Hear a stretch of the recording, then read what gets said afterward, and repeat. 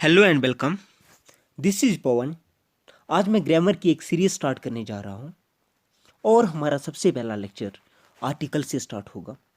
तो चलिए शुरू करते हैं। आर्टिकल्स। अब इंग्लिश में आर्टिकल्स क्या होता है? इंग्लिश में आर्टिकल्स ये तीन वर्ड्स हैं, ए, एन और दी।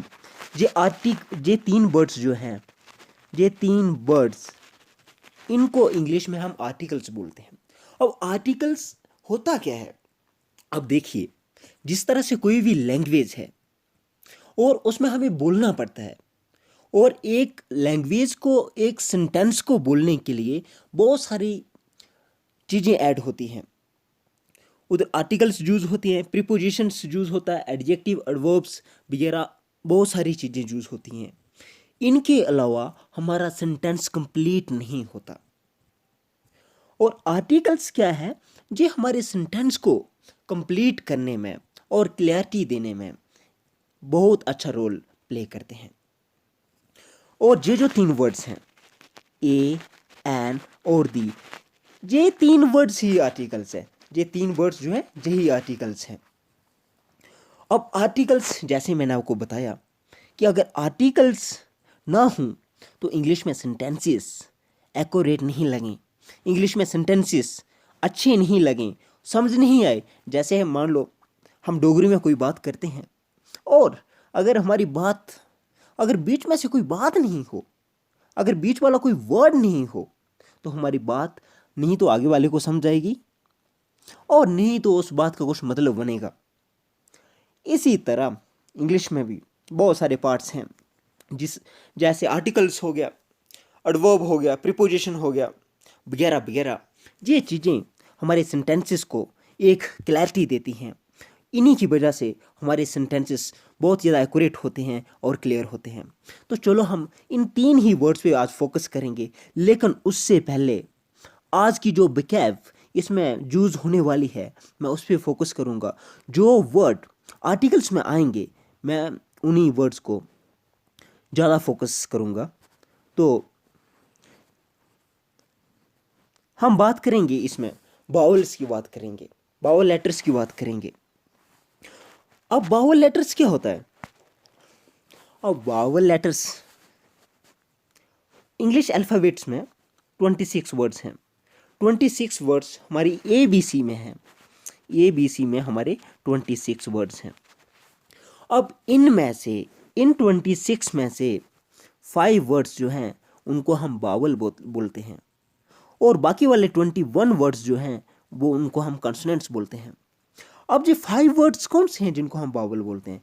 वो 5 वर्ड्स जिनको हम बावल बोलते हैं वो हमारे सामने जे है, A, E, I, O, U।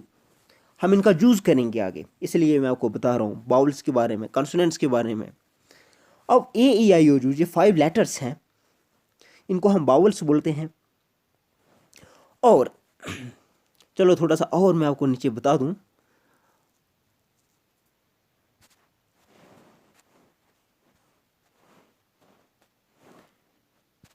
अब डेफिनेट और इंडेफिनेट में क्या फ़र्क है? डेफिनेट क्या है और इंडेफिनेट क्या है?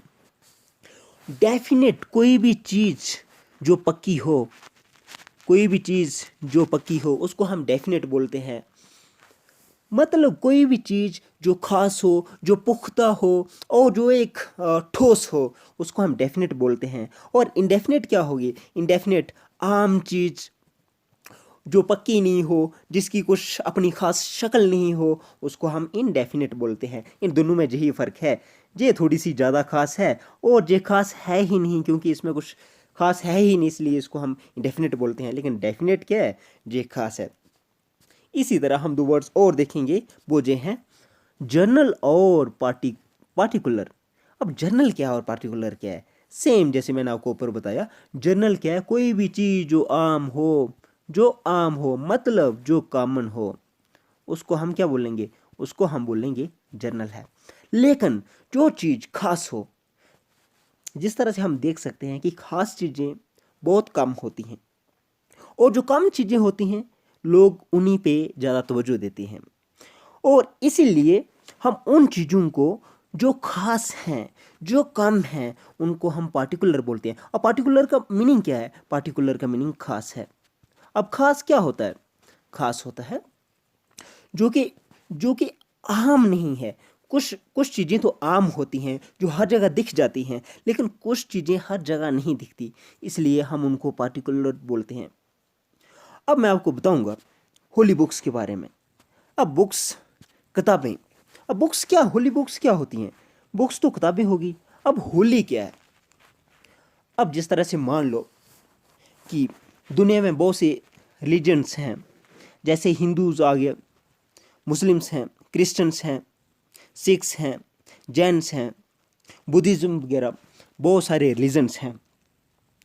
और हर एक रिलीजन की कोई ना कोई बुक होती है जिसको वो मानते हैं और जिसके रास्ते पे वो चलने की कोशिश करते हैं। जिस तरह से हिंदुओं की बात करें हम, और हमारे रिलीजन में क्या है, हमारे रिलीजन में जो होली बुक है, जैसे वो द गीता है।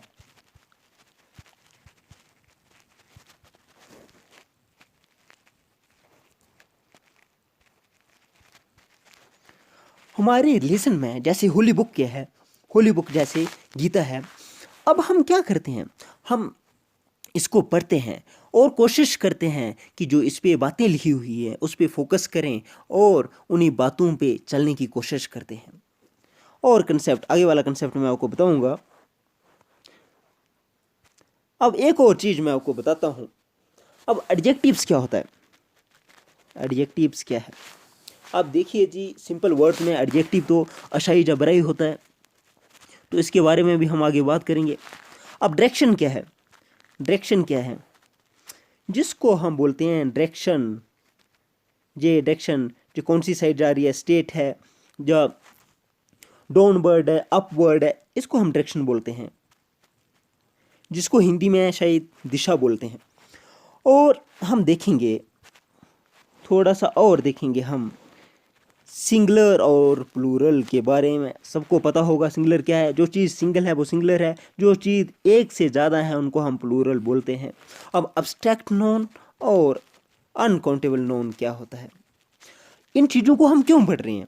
इस गैप को मैं इसलिए बता रहा हूँ क्योंकि आर्टिकल्स में ये हमें बहुत ज़्यादा फ़ायदेमंद होगी और बहुत ज़्यादा हेल्प करेगी। अब अब्स्ट्रैक्ट नोन क्या है? नोन क्या होता है? हर एक कोई चीज़, हर एक चीज़ को हम क्या बोलते हैं? नोन बोलते हैं। अब अब्स्ट्रैक्ट नोन क्या है? वो चीज़ जिसको हम देख नहीं सकते, वो चीज़ जिसको हम देख नहीं सकते, उसको हम अब्स्ट्रैक्ट नोन बोलते हैं। और अनकाउंटेबल नोन क्या होता है? अब देखिए जी, अनकाउंटेबल वर्ड का मीनिंग क्या होता है? अनकाउंटेबल, जिसको हम काउंट नहीं कर सकते, जिसको हम गिन नहीं सकते, जिसको हम 1 2 3 4 ऐसे नहीं गिन सकते, बल्कि इनको गिनना बहुत ही ज़्यादा इम्पॉसिबल होता है। कुछ वो चीज़ें जिनको गिनना इम्पॉसिबल होता है उनको हम अनकाउंटेबल नोन बोलते हैं। तो चलिए मैं आपको बताता हूँ इसके बारे में, मैंने ये चीज़ें आपको क्यों बताई। तो स्टार्टिंग से शुरू करते हैं।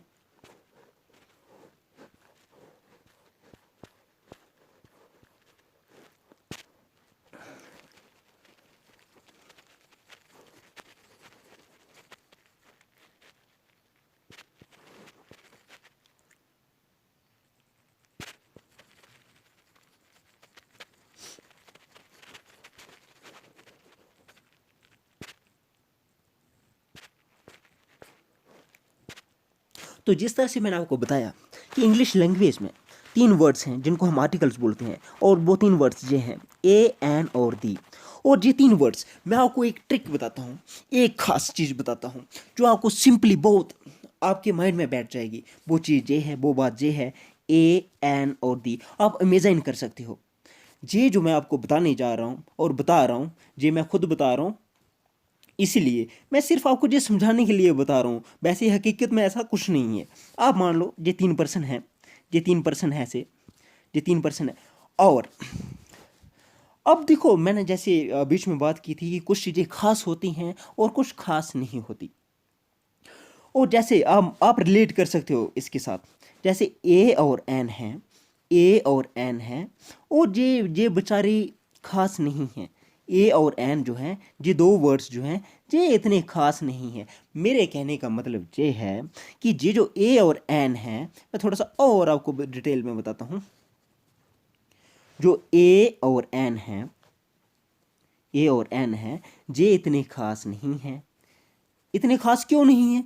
क्योंकि जे उन चीज़ों के साथ लगते हैं, जे उन नॉन के साथ लगते हैं जो नॉन खास नहीं है, इसलिए जे आर्टिकल भी खास नहीं हो जाते। इसलिए हम इनको एक और नाम देते हैं, इनको हम नाम देते हैं इनडेफिनेट आर्टिकल्स।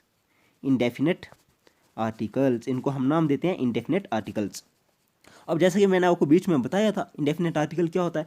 इंडेफिनेट आर्टिकल वो आर्टिकल जिनका कुछ अपना वजूद नहीं है, जो खास नहीं है, वजूद तो है खास नहीं है, जो पक्के नहीं है, जो जो मतलब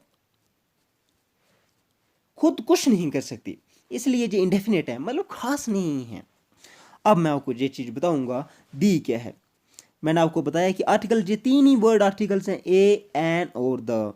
अब ये द क्या है? अब ये तीनों को आप कंपेयर कर सकते हो, ए को, एन को, द को। पहले हमने ये दो और ये इसको कंपेयर करना है। अब जब हम कंपेयर करेंगे मतलब इनको हम क्या करेंगे, इनको हम कंपेयर करेंगे, इनमें फ़र्क जो है वो देखने की कोशिश करेंगे कि फ़र्क क्या है। तो द जो है और दी या द आप कुछ भी प्रोनाउंस कर सकते हो अपने हिसाब से। तो अब दी जो है ये क्या है?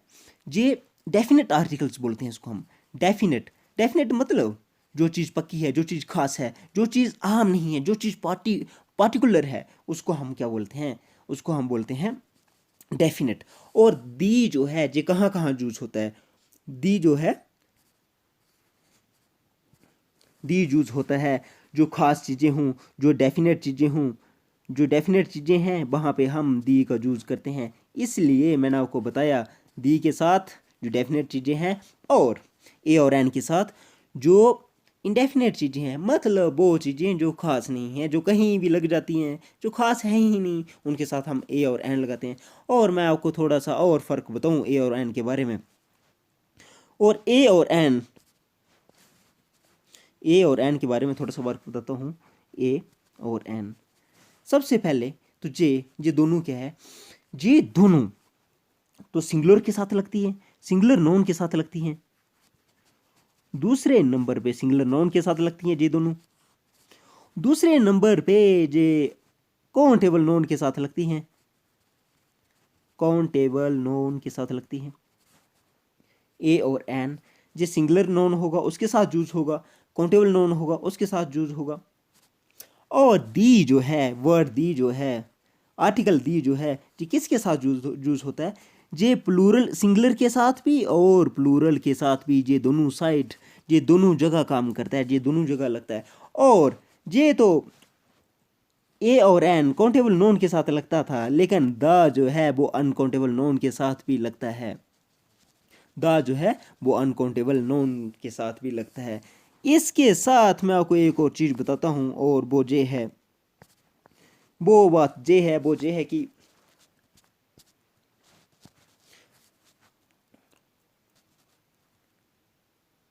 यस, मैं आपको बावल का कंसेप्ट बताऊंगा। BOW बावल। मैंने आपको बताया AEIOU। मैंने आपको बताया ये 5 वर्ड्स जो हैं इनको हम बावल्स बोलते हैं, इन 5 वर्ड्स को हम बावल्स बोलते हैं। अब क्या है कि इधर भी हम साउंड वाला फंडा, जो साउंड वाला फंडा है उसको फॉलो करते हैं। अब मैं जे AEIOU ये जो वावल्स हैं इनको मैं आपको बताऊंगा कि हम कहाँ यूज़ करते हैं। इनके साथ ए और एन का रिश्ता है, ए और एन का रिलेशन इनके साथ हमें देखने को मिलता है। मैं आपको एक चीज़ बताऊंगा, वो भी इसकी साउंड के साथ, इसकी साउंड के साथ ए और एन का इस्तेमाल होता है। अगर कोई भी वर्ड स्टार्ट हो रहा है इन वर्ड से और इन वर्ड्स जैसी आवाज़ है तो वहाँ हम एन लगाएंगे, तो उधर हम एन लगाएंगे।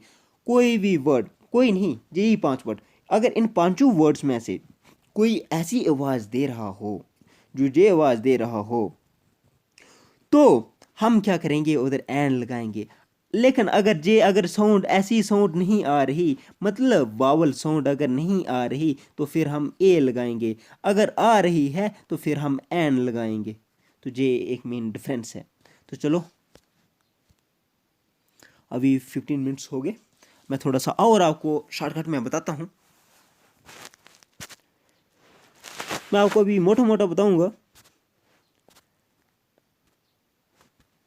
मैं आपको बताऊंगा कि कौन सी चीज़ कहाँ पे यूज होती है। तो देखिए, मैंने आपको बताया कि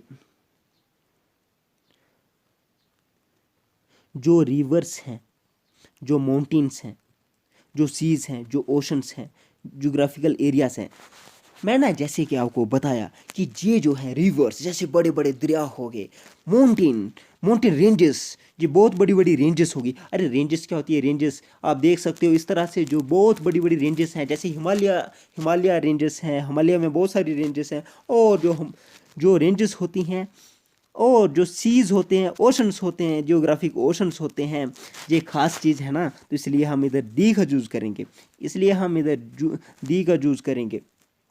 और दूसरे नंबर पे जिस तरह से मैं आपको बताऊंगा, द थेम्स, ये एक रिवर का नाम है। अरे थेम्स को छोड़ो, आप गंगा को लो, गंगा इंडिया का एक रिवर है, आप अच्छे से समझोगे। और गंगा के साथ भी हम दी लगाते हैं, वो क्यों? कि गंगा एक खास रिवर है। अगर कोई छोटा सा नाला होता तो उसको हम दी नहीं लगाते, क्योंकि हम दी जो है एक खास खास चीज़ों के लिए, खास खास नॉन के लिए लगाते हैं। द एल्प्स और द अटलांटिक ओशन, द और ये क्या है? एल्प्स क्या है? द एल्प्स क्या है? एक पहाड़ी है, इसलिए जी भी एक मेन चीज़ है, इसलिए भी हम जहाँ पे दी का इस्तेमाल करेंगे। और मिडल ईस्ट, इसके साथ भी हम दी का इस्तेमाल कर रहे हैं। चलो थोड़ा सा और मैं आपको बताऊँ। हाँ जी, तो दी जो है यूनिक चीज़ों के लिए लगता है। अरे यूनिक क्या हो गया? अब यूनिक क्या है? वो चीज़ें जो सिर्फ सिंगल हैं ऑफ इट्स काइंड की, जो चीज़ें हैं ही सिंगल, हमें दुनिया में सिंगल ही देखने को मिलती हैं, एक ही है, उस जैसा दूसरा कोई नहीं है। तो जैसे सन हो गया, मून हो गया, एटसेट्रा वगैरह वगैरह, इनके साथ भी हम दी लगाएंगे, क्योंकि ये चीज़ें भी खास हैं। चलो मैं थोड़ा सा आपको और आगे बताऊं।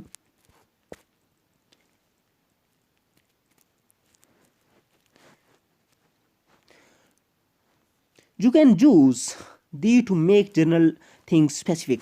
हाँ जी, हम दी को ना, अगर कोई जनरल चीज़ है, अगर मान लो कोई चीज़ जनरल है, जनरल मतलब आम है, जो खास नहीं है, उसके साथ भी हम दी लगा सकते हैं, लेकिन एक शर्त पर। उस चीज़ को हमने स्पेसिफिक बनाना होगा। आप मान लो मेरे पास पेन है, मान लो मेरे पास पेन है, तो आप बोलोगे तो इसमें क्या मानने वाली बात है, पेन तो हमारे पास भी है। अब पेन है आपके पास भी, मेरे पास भी पेन है, लेकिन अगर मैंने अपने पेन के साथ दी लगाना है तो मैं इस पेन को बहुत स्पेसिफिक बनाऊंगा। मैं बोलूँगा जे पेन बहुत अच्छा है, जब जे पेन कभी ख़त्म ही नहीं होता, जब बहुत अच्छा लिखता है। मैं इसके साथ कुछ ऐसी चीज़ ऐड करूँगा जिसकी वजह से जी मेरा पेन जो है तो पेन है। पेन क्या चीज़ है तो जी कॉमन चीज़ है, खास नहीं है, लेकिन मैं कुछ बातों से इसको खास बना देता हूँ। और इसलिए जब ये खास बन गया तो तभी हम क्या करेंगे, तभी हम दी का इस्तेमाल करेंगे, तभी हम यूज़ करेंगे दी को। अब जिस तरह से मैंने आपको बताया, ये सिंपल फंड है कॉमन, खास और नहीं खास, पार्टिकुलर और जनरल का। जिस तरह से बच्चे हैं, बच्चे तो कॉमन है ना, बच्चे तो सभी के बच्चे होते हैं। लेकिन अगर मैं बात कुछ बच्चों के बाद स्पेसिफिक बच्चों की बात करूंगा जिनको मैं जानता हूं, जो कुछ बच्चे जिनके बारे में मैं फोकस होके बात कर रहा हूं, जो स्पेसिफिक उन्हीं के बारे में बात कर रहा हूं, तो उस उधर भी हम दी लगाएंगे। क्यों? जिन उन बच्चों को मैं जानता हूं, उन बच्चों को मैंने बहुत अच्छे से मैं जानता हूं, इसलिए भी उधर हम दी का इस्तेमाल करेंगे। जिस तरह से पोइट्री होगी, पोइट्री क्या है? जैसे गज़लें वगैरह है, शेरो शायरी वगैरह, ये जो है पोइट्री वगैरह, हिंदी में कविताएं वगैरह जो हैं, ये पोइट्री है। Poetry can be beautiful. Journal में अगर बात करें तो पोइट्री क्या है?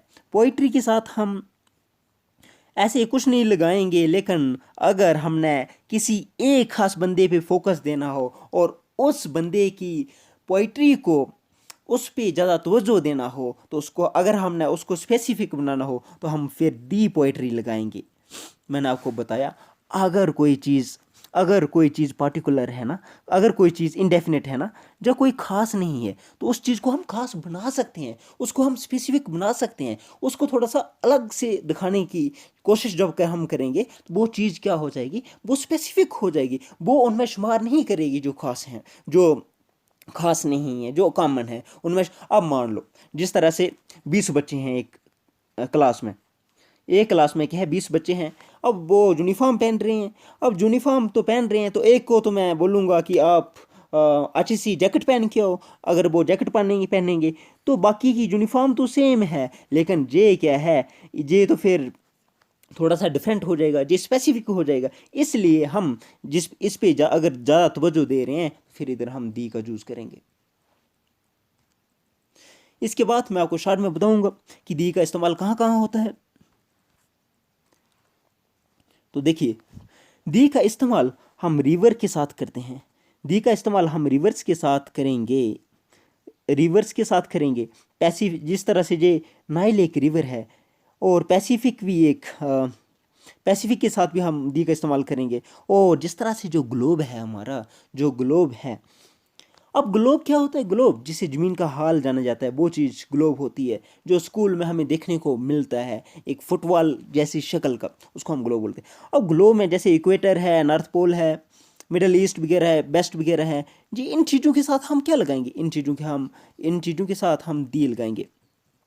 अब हम देखेंगे एन का जूस, एन और ए का जूस कहाँ कहाँ कैसे कैसे लगता है। जिस तरह से मैंने आपको साउंड सिस्टम बताया, मैंने आपको बताया कि ए, ई, आई, ओ, यू, अगर जेस ऐसी साउंड आ रही होगी तो हमने एन लगाना है, अगर ऐसी साउंड नहीं आ रही होगी तो हमने ए लगाना है, सिंपल, और कुछ नहीं करना है। जिस तरह से एन एलिफेंट, और एलिफेंट लिखा हुआ है तो एलिफेंट किसकी आवाज़ दे रहा है, ए की आवाज़ दे रहा है। जिस तरह से एन एग, एग किसकी आवाज़ दे रहा है, इसकी आवाज़ दे रहा है। एप्पल किसकी आवाज़ दे रहा है, ए की आवाज़ दे रहा है। और इडियट, इडियट किसकी आवाज़ दे रहा है, इसकी आवाज़ दे रहा है। इसलिए हमने इसके साथ क्या चूज़ किया, इसके साथ, इसलिए हमने इसके साथ एन का इस्तेमाल किया। और वो वर्ड्स जो कॉन्सोनेंट्स, अगर देखिए एक वर्ड है यू, मैं आपको बताऊंगा ये साउंड क्या देता है। अगर ये जैसे यूनिवर्सिटी एक वर्ड है, UNIVERSITY, जो भी यूनिवर्सिटी है, अब देखो ये है तो बावल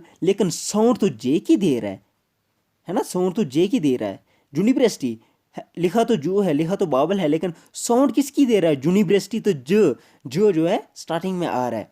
तो मतलब जे क्या है, जे साउंड बावल नहीं हुई, जे साउंड तो कॉन्सोनेंट है, इसलिए इसके साथ हम ए लगाएंगे। और वो तमाम वर्ड जिसके साथ अगर ऐसी साउंड हो, कॉन्सोनेंट साउंड हो, वहाँ हम ए लगाएंगे। आई होप आज का लेक्चर आपको क्लियर हुआ होगा। मैं कोशिश करूँगा हर दिन आपको ग्रामर का अलग अलग और अलग अलग चैप्टर कंप्लीट करने की कोशिश करूँगा। और जो भी ग्रामर का पार्ट है हर दिन मैं वीडियो को लाने की कोशिश करूँगा। और इसमें अगर कुछ परेशानी आती है या कुछ इसमें प्रॉब्लम होगी तो आप कमेंट बॉक्स में लिख सकते हैं, मैं नेक्स्ट लेक्चर में उसको रेक्टिफाई करने की कोशिश करूँगा। Thank you and bye.